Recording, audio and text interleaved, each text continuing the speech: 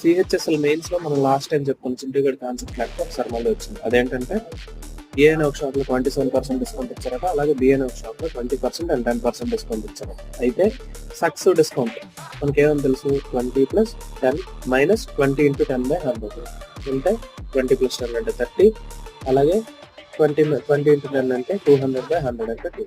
So 30 - 2 అంటే second shop లో వచ్చిన డిస్కౌంట్ ఎంత, 28%. సో ఇప్పుడు ఏమవుతుందంటే ఫస్ట్ షాప్ లో 27%, అలాగే సెకండ్ షాప్ లో 28%. ఈ రెండింటి మధ్య ఉన్న డిఫరెన్స్ 56 రూపీస్ అంట. ఎంత డిఫరెన్స్, 1% కాబట్టి 1% 56 రూపీస్ అంటే 100% ఎంత అవుతుంది, అదే కదా బిల్ అవుతుంది. సో 100% అనేది 5600 అవుతుంది. సో ఇది ఆన్సర్ అన్నమాట. So option C is our answer. అయితే ఈ క్వశ్చన్కి ఆన్సర్ వచ్చిన కామెంట్ సెక్షన్ లో కామెంట్ చేయండి. ఇలాంటి మరిన్ని వీడియోస్ కోసం మన ఛానల్ సబ్స్క్రైబ్ చేసుకోండి.